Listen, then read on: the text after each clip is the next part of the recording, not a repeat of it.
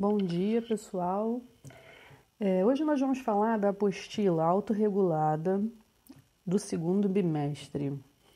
Essa apostila autorregulada ela foi enviada para alguns alunos pelo correio. Então, algumas pessoas têm em casa essa apostila, outras não têm. Então, eu vou mandar junto o PDF que tem essa apostila do segundo bimestre. Nós vamos ver a aula 2 dessa apostila, que começa na página 13. E diz o seguinte: quem conta um conto? Esse é o título da aula. Essa aula vai trazer para vocês informações sobre um gênero textual chamado conto, que é um tipo de texto narrativo, não é? Então ela começa assim: caro aluno, você já ouviu o ditado que diz que quem conta um conto aumenta um ponto? Esse ditado vem do tempo em que os contos eram transmitidos oralmente como os contos de fadas. E ao longo do tempo foram sendo modificados, pois cada pessoa que recontava mudava um pouco a história. E aí vai se falar um pouco mais sobre isso, né? No segundo parágrafo se diz o que é o conto, uma definição bem básica. O conto é um tipo de narrativa curta no qual a ação é o mais importante e, por isso, a caracterização das personagens, do espaço, do tempo é restrita. Então, a gente vai ter poucas informações sobre essa categoria personagem, espaço e tempo e vai valorizar muito mais o enredo e as ações que encadeiam esse enredo. A intenção do conto é emocionar, levar você a refletir sobre o comportamento humano. O conto pode ser publicado em jornal, revista, site, blog, livro. Existem vários tipos de conto, de fada, de terror, fantástico, etc. E aí vejamos, na página 14 tem as características dos contos. Começa com narração em primeira ou terceira pessoa, e aí vocês já sabem, né? Isso identifica aí o foco narrativo. Se o foco é de primeira pessoa, esse narrador é personagem, ele está na história, presente na história, ou essa história é uma memória desse narrador. Ou pode ser um narrador ou narradora de terceira pessoa. Então, ele ou ela estão fora da história, observam a história, são testemunhas dessa história e vão contá-la. Segundo ponto, predomínio de tempo cronológico. O tempo cronológico é aquele que conta primeiro aquilo que aconteceu primeiro e conta por último o que aconteceu por último. Então, ele obedece àquela ordem de começo, meio e fim da história. Predomínio, não diz que é sempre o tempo cronológico, mas é o que acontece mais, tem maior ocorrência. Terceiro ponto, linguagem concisa e objetiva. Quarto, poucos personagens, então a gente não vai ter núcleos de personagens, né? A gente vai ter às vezes um espaço só, com uma ou duas personagens, às vezes, né? Os protagonistas ou protagonista-antagonista. Construção pouco detalhada dos personagens, porque isso não vai ser o mais importante é a ação. Um conflito apenas. Tempo e espaço reduzido. E presença ou não de diálogos. Pode ter diálogos, pode não ter. O que eu quero que vocês prestem bastante atenção nessa página 14 é o que vem agora, tá? Existem duas formas temporais de se narrar o conto. O conto pode seguir um tempo cronológico, já falei, estou repetindo, a ordem linear, ou seja, começo, meio e fim, ou pode ter um tempo psicológico, não linear, ordenado pelo pensamento do narrador. Isso é muito importante que vocês saibam, que vocês entendam. Quando o tempo é psicológico, normalmente o narrador é um narrador em primeira pessoa. E aí ele vai contar a história segundo a memória dele, como ele se lembra dela. E a gente sabe que a nossa memória ela não é assim tão organizada, não é? A gente lembra uma coisa, depois lembra de outra que aconteceu primeiro, e aí vai fazendo esse enredo transitar, não é? No tempo, para frente, para trás, não é? Voltando, avançando. Então, o enredo, aí falando do enredo e não mais do tempo, né? Seguindo no texto da página 14, o enredo, na maioria das vezes, possui 4 elementos que são apresentação inicial, complicação, clímax e desfecho. É muito importante que vocês guardem esses quatro elementos do enredo.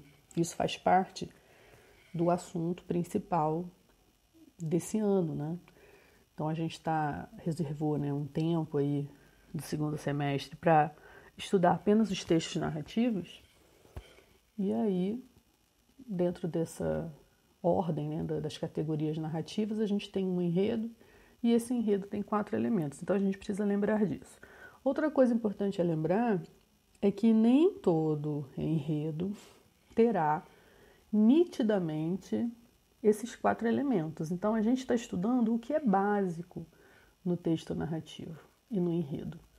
Então o básico é isso, mas pode mudar, né? Os autores, eles têm autonomia para fazer uma ordem diferente de elementos, alterar um pouco, criar. Então a gente está falando de um trabalho de criatividade, né? E de autoria. Então a gente também não pode botar uma camisa de forças, né, nos autores e autoras, não permitindo que eles criem, reinventem as suas próprias narrativas. Então a gente está falando de uma narrativa básica, tá? A apresentação inicial é a situação de equilíbrio em que são apresentados o espaço e o tempo em que a história vai ocorrer. A gente pode imaginar isso falando de um filme, por exemplo, né? Então a gente tem assim, o início do filme, e mostram, às vezes vem aquela câmera assim de cima para baixo, né? Mostrando o bairro onde os personagens moram. Aí essa câmera entra na casa, mostra esse espaço, a natureza, a rua, as construções, mostra a cidade. Esse filme está passando na cidade do Rio de Janeiro. Então a câmera faz um passeio pelo Rio de Janeiro, pela orla, né, pelo que o Rio tem de bonito, né, aquela coisa. Ou em Nova York, aí faz aquela imagem panorâmica, né, de Nova York, da Estátua da Liberdade e tudo mais. Então, é esse momento, é a situação de equilíbrio, né, nenhum conflito aconteceu ainda, e aí os personagens são apresentados, aí a gente conhece quem são os personagens, quem é principal, quem não é, né, quais são as características deles e tudo mais. A gente identifica o tempo, né? Se isso está acontecendo no tempo atual, se é moderno, se é de 100 anos atrás, se é do século XIX, se é na Idade Média. A gente também identifica o tempo na apresentação inicial da história. Em seguida, acontece a complicação. Complicação é uma parte que inicia a ação de conflito com o surgimento de um problema. Então, tudo estava muito bem quando, de repente, surge um problema, não é? Romeu e Julieta estão apaixonados e são de famílias rivais, famílias inimigas. Então, quando isso entra na história, você sabe que há uma complicação. E aí a história vai se desenrolando, uma ação puxando a outra, até que a gente chega num ponto crítico da história, o ponto mais emocionante, de maior suspense da história. A gente sabe que naquele ponto crítico, né, culminante, depois dali é o fim da história, é o desfecho. E a gente vai saber como as coisas ficaram. É a situação final, né, da história.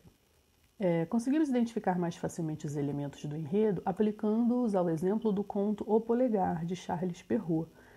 E aí vem um quadrinho, né, uma tabela, mostrando para vocês, na página 14, na página 15, essas partes do enredo, né, separadinhas.